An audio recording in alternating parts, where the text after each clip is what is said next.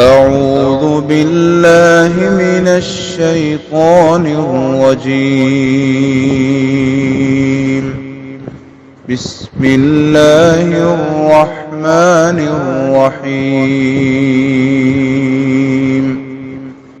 السلام علیکم ورحمۃ اللہ وبرکاتہ۔ سورۃ الدخان آیت نمبر 9 سے 16۔ ان الحمد للہ والصلاۃ والسلام علی رسول اللہ اما بعد۔ اعوذ باللہ السمیع العلیم من الشیطان الرجیم من ہمزہ ونفخہ ونفثہ۔ بل هم فی شک یلعبون فارتقب یوم تأتی السماء بدخان مبین یغشی الناس هذا عذاب علیم ربنا اکشف عنا العذاب إنا مؤمنون أنى لهم الذكرى وقد جاءهم رسول مبين ثم تولوا عنه وقالوا معلم مجنون إنا كاشف العذاب قليلا إنكم عائدون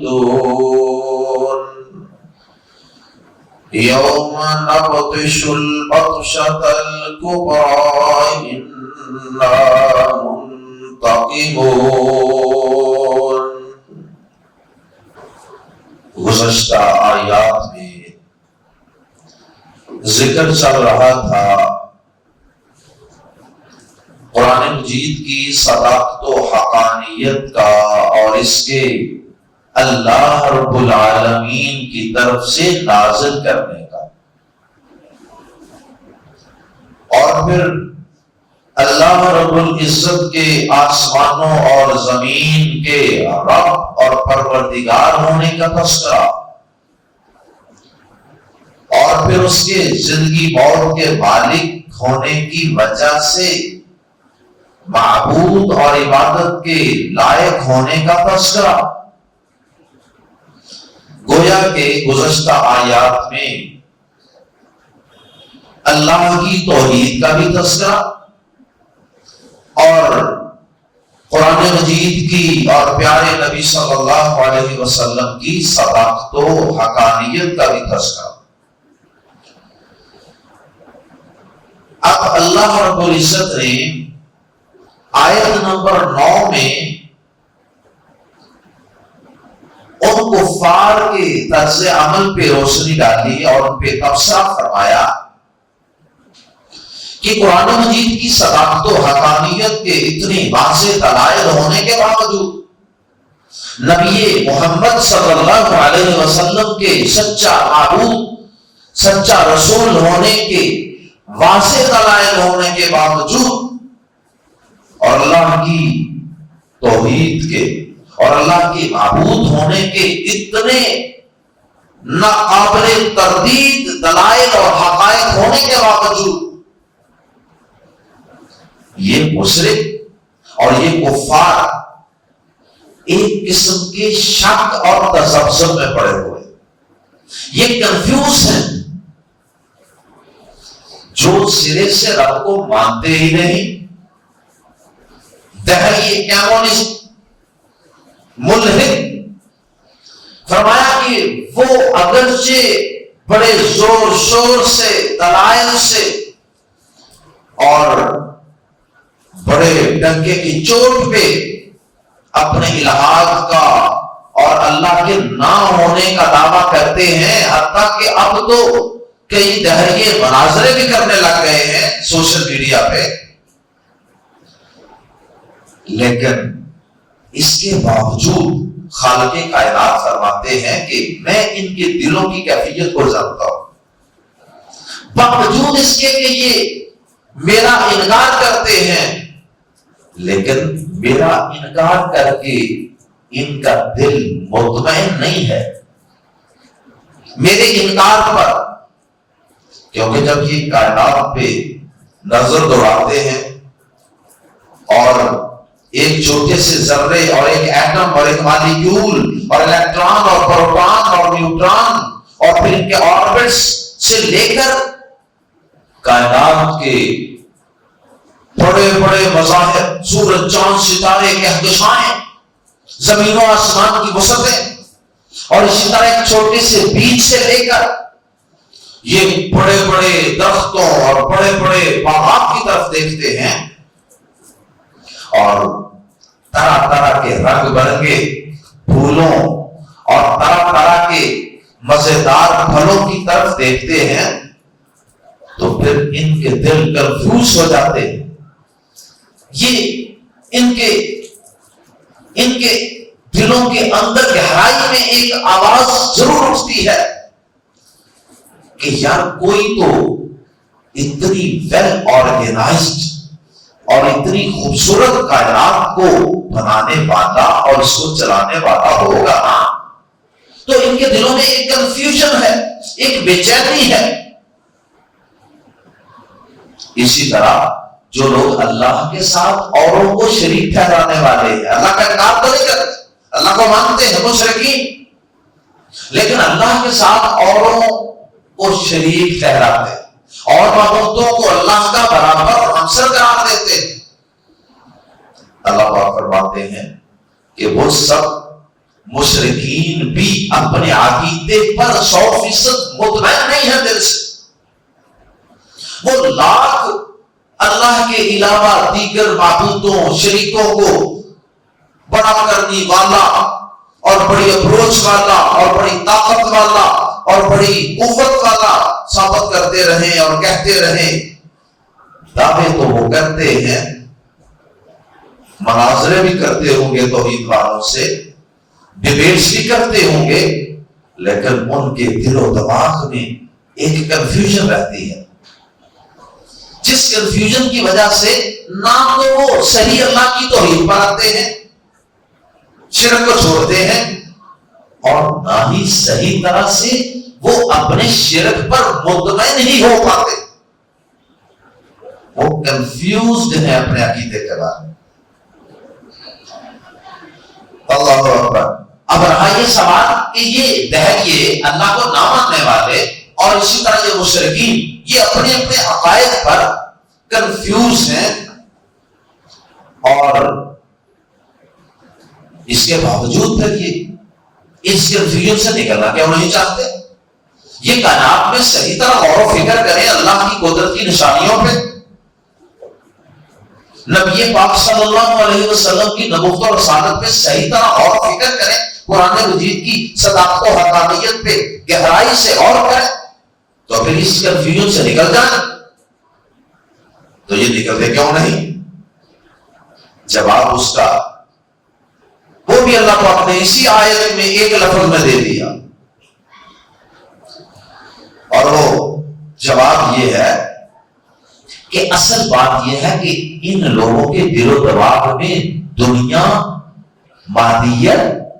دنیا کی نعمتیں، آسائشیں، ظاہری دنیا کی یہ شان و شوکت اور ٹپ ٹاپ، یہ ساری چیزیں ان کے دل و دماغ پہ حاوی ہیں، ان کو بس صرف اور صرف فکر باش کھایا جا رہا ہے۔ یہ اس سے آگے بڑھ کر دین کو، عقیدے کو، ایمان کو، آخرت کو، عبادت کو، اللہ کو، رسول کو، قرآن کو، ان چیزوں کو یہ سنجیدگی سے لیتے نہیں، ان کی یہ فرسٹ پریارٹی ہے ہی نہیں، سیکنڈ بھی نہیں، تھرڈ بھی نہیں۔ ان کی فرسٹ پریارٹی بھی مال، سیکنڈ پریارٹی بھی دنیا پرستی، تھرڈ پریارٹی بھی کاریں، کوٹھیاں، محلات، جو رکھتے ہیں، اسٹیٹس، بس۔ تو جب کسی بندے کی نگاہ میں اصل اہمیت ہی دنیا کی چیزوں کی ہے، دین کی اصل اہمیت ہی نہیں، تو پھر وہ اس کو سنجیدہ بھی نہیں لے گا اور اس پہ گہرائی سے غور و فکر بھی نہیں کرے گا۔ لہذا نتیجہ وہ اللہ کے بارے میں، توحید کے بارے میں، آخرت کے بارے میں سرسری غور کرے گا اور سرسری ہی اس کو علم حاصل ہوگا اور وہ کنفیوز رہے گا۔ اللہ اکبر۔ تو اگر یہ تھوڑی بہت کوئی اللہ رسول کے بارے میں بات کرتے بھی ہیں نا، تو یہ صرف کھیل کود کی حد تک انہوں نے رکھا ہوا ہے، دین کو کھیل کود، بس یہ دین کے بارے میں بحث و تکرار جو کرتے ہیں، ڈیبیٹس کرتے ہیں، بس یہ کھیل کود، بحث و تکرار کی حد تک ہے۔ بس اصل ان کی جو سنجیدگی ہے، جس میں یہ سیریس ہے، وہ دنیا، مال، بس۔ اس وجہ سے یہ حق کے بارے میں شک میں رہتے ہیں۔ آئیے پہلی آیت مبارکہ پڑھتے ہیں، پھر آگے بڑھتے ہیں۔ آیت نمبر 9، بلکہ پیچھے جو کہ دلائل تھے، اب کہا اتنے دلائل کے باوجود بھی یہ کافر ان دلائل کے بعد صحیح ایمان کیوں نہیں لاتے؟ بلکہ ہم وہ کافر، دہریے بھی، مشرکین بھی، سب کافر، بلکہ ہم وہ فی شکن، ایک شک میں ہے، شک انسان کو بے چین رکھتا ہے۔ یلعبون، کھیل رہے، فی شک کی یلعبون، ایک شک میں، ایک لفظ شک،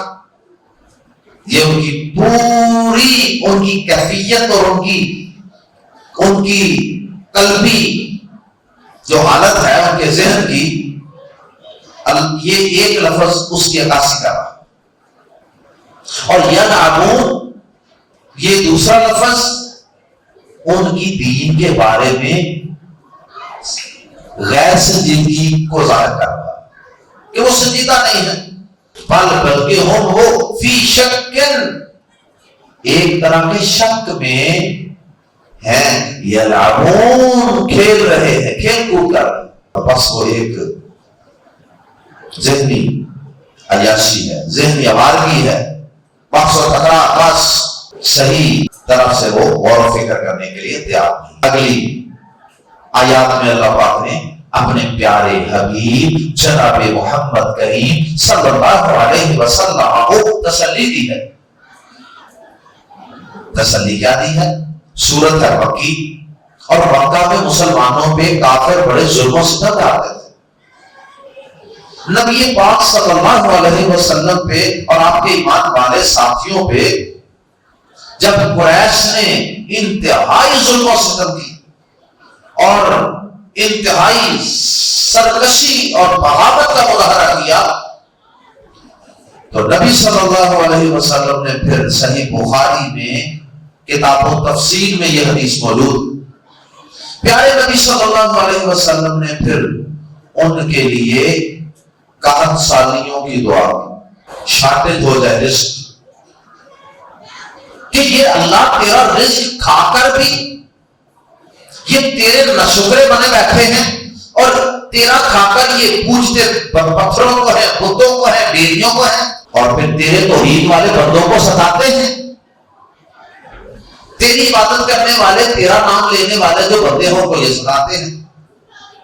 تو نبی پاک صلی اللہ علیہ وسلم نے ان کے لیے قحط سالی کی بد دعا کی، اور وہ دعا حدیث میں موجود بھی ہے کہ آپ نے اس میں یہ الفاظ بھی بولے کہ یا اللہ، یوسف علیہ السلام کے دور میں جس طرح کا قحط آیا تھا اس طرح ان پر قحط مسلط کر، ان کو کوئی عقل آئے، ان کی کوئی ہوش ٹھکانے آئے، ان کا کوئی رزق طرح تنگ ہو، ان کو رازق اور رزاق کی اہمیت کا پتہ چلے۔ حدیث میں آتا ہے کہ اللہ پاک نے نبی صلی اللہ علیہ وسلم کی اس بات دعا کے نتیجے میں ان پر قحط اور بھوک کو مسلط کر دیا۔ آسمان سے بارش نہیں برس رہی یا فصلیں نہیں ہو رہی، تو بہرحال بھوک نے اس قدر ان کو ستایا کہ یہ ہڈیاں تک کھا گئے، ہڈیاں تک کھا گئے، اور یہ آسمان کی طرف دیکھتے تھے تو ان کو دھواں دھواں نظر آتا۔ بھوک کی شدت کی وجہ سے بھی ہو سکتا، اور اللہ تعالیٰ کے اس عذاب کی وجہ سے بھی ہو سکتا ہے کہ سچ مچ دھواں نظر آتا ہو۔ اللہ اکبر۔ اچھا، پھر کچھ لوگ آئے، انہوں نے نبی صلی اللہ علیہ وسلم سے سفارش کی، گزارش کی کہ اللہ کے نبی اللہ تعالیٰ سے دعا کر دیں اللہ بارش برسائے، یہ عذاب ٹل جائے۔ اللہ اکبر۔ یہ لوگ اب صحیح ہو جائیں گے۔ انہوں نے اللہ پاک سے بھی دعائیں کی کہ یا اللہ ایک دفعہ اس عذاب کو ٹال دے، ہم بندے کے پتر بن جائیں گے، ہم ایمان لے آئیں گے تیرے نبی پر، تیری کتاب پر، تیرے دین پر ایمان لے آئیں گے، ہم صحیح انسان بن جائیں گے۔ اور نبی پاک صلی اللہ علیہ وسلم کو بھی یہ پیغام بھیجا کہ ہمارے لیے دعا کر دیجیے اللہ پاک سے کہ اللہ اس قحط کو دور کر دے، بارش برسا دے۔ جب بارش برس گئی، قحط ساری دور ہو گئی، تو پھر یہ دوبارہ اسی پہلی حالت کی طرف پلٹ گئے، اور اللہ پاک نے اس کی پہلے ہی پریڈکشن کر دی تھی، پہلے تشہیر کوئی کر دی تھی کہ میں اس عذاب کو تھوڑی دیر کے لیے ٹال دیتا ہوں، لیکن انہوں نے پھر دوبارہ پہلی حالت کی طرف چلے جانا، یہ بات آنے والے نہیں، اور پھر ایسا ہی ہوا۔ آئیے قرآن مجید کے الفاظ میں پڑھتے ہیں، فَاتَّقِبْ، فا پس، ارتقب، انتظار کیجیے۔ یہ تسلی بھی ہے نبی صلی اللہ علیہ وسلم کو کہ نبی پاک صلی اللہ علیہ وسلم یہ ایمان لانے والے نہیں، حتیٰ کہ میں اس طرح آپ کی دعا کے نتیجے میں ان پر قحط بھی مسلط کر دوں گا، اور آسمان سے ان کو دھواں آتا ہوا دکھائی دے گا، آسمان سے دھواں نکلے گا جو ہر طرف چھا جائے گا، ان کو ڈھانپ لے گا، لیکن اس کے باوجود بھی یہ نہیں سدھرے۔ تو اس کا مطلب ہے کہ یہ بڑے ضدی اور ہٹ درم ہیں، یہ لائق لوگ ہیں، یہ نہیں ماننا چاہتے، یہ سب بہت منومیون کے درجے میں پہنچ چکے، آپ تو پریشان ہو۔ فرمایا فا پس، ارتقب، انتظار کیجیے، ملا کے پڑھیں گے فرتقب، پس انتظار کیجیے اے نبی پاک صلی اللہ علیہ وسلم، یوم، جس دن، یعنی اس دن کا انتظار کیجیے، یوم، جس دن تأتی، لائے گا، یأتی کا معنی ہوتا ہے وہ لائے گا، اور یہاں یأتی کی بجائے تأتی ہے، اس شروع میں جو تا ہے یہ مؤنث کے لیے ہے، کیونکہ السماء عربی زبان میں مؤنث، اس لیے یأتی کی بجائے تأتی السماء، آسمان لائے گا۔ لفظی معنی تو یہ ہے آسمان آئے گا، اور آگے ہے بازر بھی صاف، دخان، دمے کے، مبین، واضح یا ظاہر، جس دن آسمان واضح دمے کے ساتھ آئے گا، ساتھ آئے گا کا مطلب لائے گا، جس دن آسمان صاف یا واضح دھواں لائے گا، ظاہر دھواں جو نظر آئے گا۔ مطلب یہ ہے کہ کوئی یہ نہ کہے کہ شاید صرف دھویں کا احساس ہوگا، نہیں، حقیقت میں دھواں ہوگا۔ اور آگے فرمایا یا کشن ناسا، جو ڈھانپ لے گا لوگوں کو، یا کشن ناس، جو لوگوں کو ڈھانپ لے گا۔ ھذا عذاب علیم، یہ دردناک عذاب ہے۔ اب یہ جو دھواں جس کا یہاں ذکر ہو رہا ہے، یہ قیامت کے دن کا دھواں نہیں ہے، اور نہ ہی قیامت قائم ہونے سے پہلے، کچھ دیر پہلے قیامت کے قریب جو دھواں ہر طرف چھا جائے گا، نہ ہی یہ وہ دھواں، کیونکہ صحیح بخاری مسلم میں جو قیامت کے قائم ہونے سے پہلے کی علامات ہے نا، علامات قیامت، ان علامات میں بھی جہاں دیگر علامات کا ذکر ہے کہ سورج مغرب سے طلوع ہوگا اور عیسیٰ بن مریم کا نزول ہوگا، یجوج ماجوج کا ظہور ہوگا، دابۃ الارض ایک جانور ظاہر ہوگا، اور اس طرح ایک آگ ظاہر ہوگی اور زمین کے اندر لوگوں کا تنسنا ہوگا، تو یہ خسف ہوگا، تو یہ ساری جو چیزیں ہیں وہاں ایک نشانی یہ بھی ہے کہ دھواں ظاہر ہو۔ تو اگرچہ یہ علامات قیامت میں بھی اس کا ذکر ہے دھویں کا، لیکن یہاں وہ علامات قیامت والا دھواں مراد نہیں ہے، کیونکہ جو علامات قیامت والا دھواں ہے نا وہ دور نہیں ہونا، اس کے بعد تو قیامت قائم ہو جانی۔ ان علامتوں کے بعد تو وہ جو بڑی علامتیں ہیں ان کے ظاہر ہونے کے بعد تو ایمان لانے کی مہلت ختم ہو چکی ہونی ہے، جبکہ ان آیات میں اللہ پاک فرما رہے ہیں کہ لوگ دعا کریں گے اور میں اس کے نتیجے میں ان کا عذاب تھوڑا سا ٹال دوں۔ تو اس ٹال دینے کے لفظ سے لگتا ہے، معلوم ہوتا ہے کہ یہ قیامت کے قریب آنے والا دعا نہیں ہے، جیسا کہ عبداللہ بن مسعود رضی اللہ تعالی عنہ نے بھی اس کی تفسیر فرمائی ہے، صحیح بخاری میں موجود ہے کہ یہ اس وقت آیات اتری تھی جب نبی صلی اللہ علیہ وسلم نے دعا کی تھی اور قحط سالی آئی تھی قریش پر، وہ ہڈیاں تک کھا گئے تھے، پھر اوپر دیکھتے دھواں نظر آتا، تو پھر نبی صلی اللہ علیہ وسلم نے دعا کی، پھر بارش ہوئی، قحط سالی دور ہوئی اور وہ دوبارہ پھر اسی کفر کی طرف بڑھ گئے، اسی حالت تکبر ضد ہٹ درمی کی طرف۔ تو عبداللہ بن مسعود رضی اللہ تعالیٰ عنہ فرماتے ہیں کہ اس سے مراد وہ دھواں ہے۔ تو یہ واقعہ دھویں والا پیش آ چکا ہے، یہ ابھی پیش آنا نہیں، یہ گزر چکا ہے واقعہ۔ نبی صلی اللہ علیہ وسلم کی حیات طیبہ میں مکہ میں یہ واقعہ رونما ہو چکا ہے، یہ دخان مبین والا، ویزیبل سموک والا، واضح دھویں والا۔ فَاتَّقِبْ يَوْمَ تَأْتِي السَّمَاءُ بِدُخَانٍ مُبِينٍ، بس انتظار کیجئے اے نبی پاک صلی اللہ علیہ وسلم، پریشان ہونے کی بجائے آپ بھی انتظار کیجئے جس دن آسمان ایک واضح دھواں لائے گا، یغش الناس، جو لوگوں کو ڈھانپ لے گا، ھذا عذاب علیم، یہ دردناک عذاب ہے، یہ دردناک عذاب ہے، اور یہ دردناک عذاب گزر چکا۔ پھر اس وقت یہ لوگ کفار اس عذاب کو دیکھ کر کیا کہیں گے؟ یہ جب آیات اتری تھی اس وقت تو ابھی انہوں نے کہنا تھا، اور اب ہم بات میں پڑھ رہے ہیں، اب تو وہ کہہ چکے ہیں۔ کیا کہا انہوں نے؟ ربنا، اے ہمارے رب، اکشف، دور کر دے، کاشف اسی سے ہے، دور کرنے والا، ربنا اکشف، اے ہمارے رب ہٹا دے، دور کر دے، عنا، یہ ان جمع نا، عنا، ہم سے، العذاب، یہ عذاب، انا، بے شک ہم، مؤمنون، ایمان لانے والے ہیں۔ اللہ سے بھی دعا کی، نبی پاک سے بھی التجا کی کہ آپ بھی اللہ سے دعا کریں۔ وہ مکہ کے مشرک بھی سمجھتے تھے کہ نبی پاک اس کو خود نہیں ہٹا سکتے، انہوں نے بھی اللہ پاک سے دعا کی، اللہ سے التجا کی۔ اتنے گئے گزرے عقیدے کے وارث ہونے کے باوجود یہ انہیں بھی پتا تھا کہ یہ ہٹانے والا اللہ ہی ہے، نبی پاک صرف اللہ سے دعا کر سکتے، جیسا کہ موسیٰ علیہ السلام کی قوم تھی، جو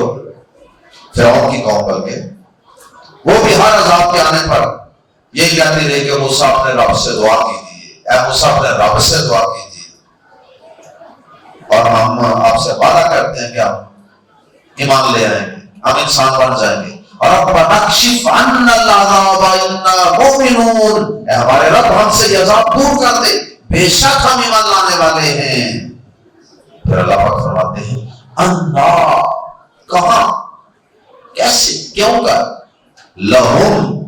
ان کے لیے ہوگی الذکرا نصیحت، انا لہم الذکرا، ان کے لیے نصیحت کہاں؟ مطلب یہ کہاں مان لائیں گے؟ ان کو کہاں نصیحت حاصل ہوگی اس واقعے سے؟ جھوٹ بول رہے کہ ہم ایمان لے آئیں گے، ہم بندے بن جائیں گے، انسان بن جائیں گے، اور آگے اللہ پاک نے دلیل بھی دی، وہ حالانکہ قد یقیناً آ چکا ہوں ان کے پاس رسول مبین، ایک واضح رسول، رسول مبین، ایک عظیم انسان، ایک عظیم باکردار انسان ان کے پاس آ چکا جو 40 سال تک ان کے اندر موجود رہا، جس کی جوانی، جس کا بچپن، جس کا ایک لمحہ ان کے سامنے گزرا، اور جس کو صادق اور امین یہ خود کہتے رہے، جس سے یہ خود فیصلے کرواتے رہے اپنے، جس کے پاس سے اپنی امانتیں رکھواتے رہے، اور یہ صادق اتنے باکردار اور اتنے باحیا انسان کو آج کیا کہہ رہے ہیں کہ یہ مجنون ہے، نعوذ باللہ، یہ دیوانہ ہے،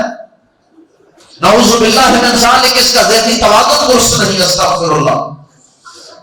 اور کبھی کہتے کہ یہ معلم ہے، اسے کوئی آ کے سکھاتا، پتا عقل کے اندھو،